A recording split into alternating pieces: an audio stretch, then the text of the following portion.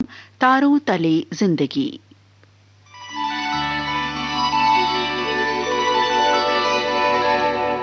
तारों तले जिंदगी। इस सीरीज में हम आपके लिए लेकर आए हैं हिंदी साहित्य जगत की कुछ चर्चित कहानियों और उपन्यासों पर केंद्रित नाट्य वाचन। इस कड़ी में प्रस्तुत है मुंशी प्रेमचंद का लिखा चर्चित उपन्यास मनोरमा। तो आइए सुनते हैं प्रसिद्ध उपन्यास मनोरमा का रेडियो नाट्य वाचन।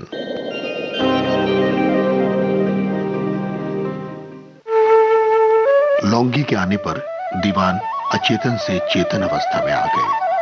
ठाकुर हरिसेवक का क्रियाक्रम हो जाने पर सब गुरुसेवक को सौंपकर कहीं गांव में रहने की बात कहने लगी। और अब सुनते हैं मनोरमा के रेडियो नाट्य वाचन की 41वीं कड़ी।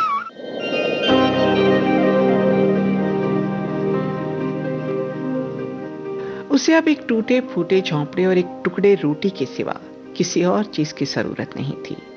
गुरुसेवक ने कहा, आखिर सुने तो, कहां जाने का विचार कर रही हैं आप? लौंगी, जहां भगवान ले जाएंगे बस वहीं चली जाऊंगी।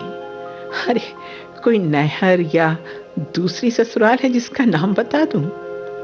गुरुसेवक, सोचती हो तुम चली जाओगी तो मेरी कितनी बदनामी होगी? अरे दुनिया क्या कहेगी कि इनसे एक बेवा का पालन भी ना हो सका। मेरे लिए कहीं मुंह दिखाने की जगह भी ना रहेगी। तुम्हें इस घर में जो शिकायत हो वो मुझसे कहो, जिस चीज की जरूरत हो मुझे बतला दो।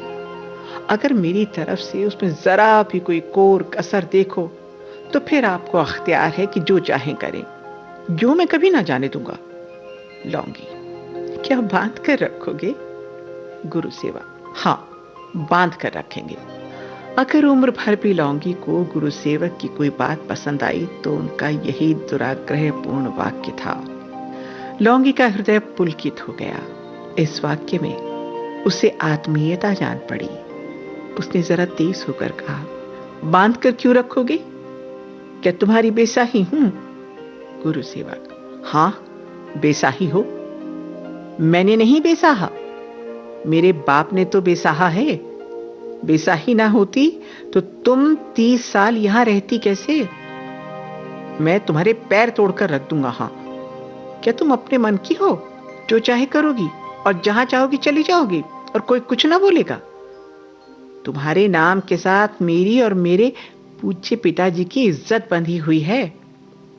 लौंगी के जी में आया कि गुरुसेवक के चरणों पर सिर रखकर रो दे और छाती से लगाकर कहे, बेटा मैंने तुझे गोद खिलाया है, तुझे छोड़कर भला कहां जा सकती हूं? लेकिन उसने क्रुद्ध भाव से कहा, ये तो अच्छी दिल लगी हुई, ये मुझे बांध कर रखेंगे। गुरु सेवक तो झल्लाए हुए बाहर चले गए और लौंगी अपने कमरे में जाकर खूब रोई। गुरु सेवक किसी नौकरानी से कह रहे थे, हम तुम्हें बांध कर रखेंगे। कभी नहीं, लेकिन अपनी स्त्री से ये बात कह सकते हैं क्योंकि उनके साथ उनकी इज्जत बंधी हुई है। थोड़ी देर बाद उठकर एक नौकरानी आकर बोली, सुनती है रे, मेरे सिर में दर्द हो रहा है, जरा आकर दबा दे। सहसा मनोरमा ने कमरे में प्रवेश किया और लौंगी को सिर में तेल डलवाती देखकर बोली, कैसा जी है अम्मा? सिर में दर्द है क्या? लौंगी, नहीं बेटा, जी तो अच्छा है, आओ बैठो। मनोरमा ने नौकरानी से कहा, तुम जाओ, मैं दवाई देती हूं। वो चली गई। मनोरमा सिर दबाने बैठी तो लौंगी ने उसका हाथ पकड़ लिया और बोली, नहीं बेटा नहीं, तुम रहने दो, दर्द नहीं था, यूं ही बुला लिया था। कोई देखे तो कहे कि बुढ़िया पगला गई है, रानी से सर दबाती है। मनोरमा ने सिर दबाते हुए कहा, रानी जहां हूं वहां हूं, यहां तो तुम्हारी गोद की खिलाई हुई नूरा हूं मैं। आज तो भैया जी यहां से जाकर तुम्हारे ऊपर बहुत बिगड़ते रहे, मैं उसकी टांग तोड़ दूंगा और गर्दन काट लूंगा। कितना पूछा, कुछ बताओ तो क्या बात है, पर गुस्से में कुछ सुनी ही नहीं। भाई हैं तो क्या, पर उनका न्याय मुझसे भी नहीं देखा जाता। दादाजी उनकी नीयत को पहले से ही ताड़ गए थे। मैंने अब तक तुमसे नहीं कहा अम्मा, पर आज उनकी बातें सुनकर कहती हूँ कि पिताजी ने अपनी सारी जायदाद तुम्हारे नाम लिख दी है। लौंगी पर इस सूचना का जरा भी असर नहीं हुआ। किसी प्रकार का उल्लास, उत्सुकता या गर्व उसके चेहरे पर दिखाई नहीं दिया।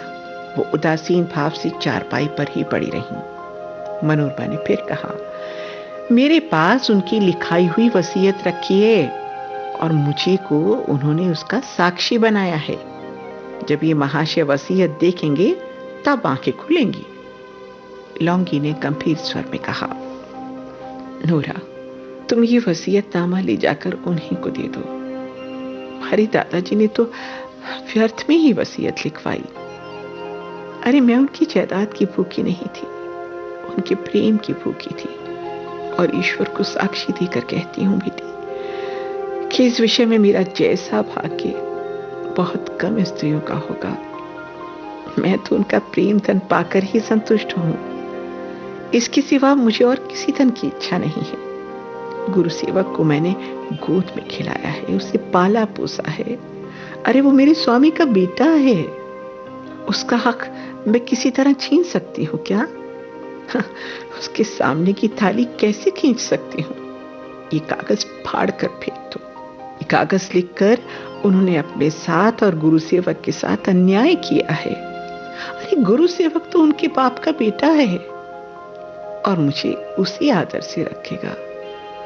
तो मुझे माने या ना माने, मैं तो उसे अपना ही समझती हूँ ना। तुम सिरहाने बैठी मेरा सर दबा रही हो। क्या धन में इतना सुख कभी मिल सकता है? गुरु सेवक के मुंह से अम्मा सुनकर मुझे वो खुशी हो गई जो संसार की रानी बनकर भी नहीं हो सकती। तुम उनसे इतना ही कह देना बस। ये कहते कहते लौंगी की आंखें सजल हो गईं। मनोरमा उसकी ओर प्रेम, श्रद्धा, गर्व और आश्चर्य से ताक रही थी, मानो वो कोई देवी हो। जगदीशपुर के ठाकुर द्वारे में नित्य साधु महात्मा आया करते थे। शंकधर उनके पास जा बैठता और उनकी बातें बड़े ध्यान से सुनता। उसके पास चक्रधर की तस्वीर थी। उससे मन ही मन साधुओं की सूरत का मिलान करता, पर उस सूरत का साधु उसे दिखाई ही नहीं देता। किसी की भी बातचीत से चक्रधर की टोह न मिलती थी। एक दिन मनोरमा के साथ शंकधर भी लौंगी के पास गया। लौंगी बड़ी देर तक अपनी तीर्थ यात्रा की चर्चा करती रही। शंकधर उसकी बातें गौर से सुनता रहा। फिर बोला, क्यों दाई, तो तुम्हें साधु सन्यासी तो बहुत मिले होंगे ना? लौंगी ने कहा, हाँ बेटा, मिले क्यों नहीं। एक सन्यासी तो ऐसा मिला कि हूबहू तुम्हारे बाबूजी की सूरत मिलती थी और बदले हुए भेष में मैं उसे ठीक से पहचान तो नहीं सकी, लेकिन मुझे लगता है जैसे वो वही थे।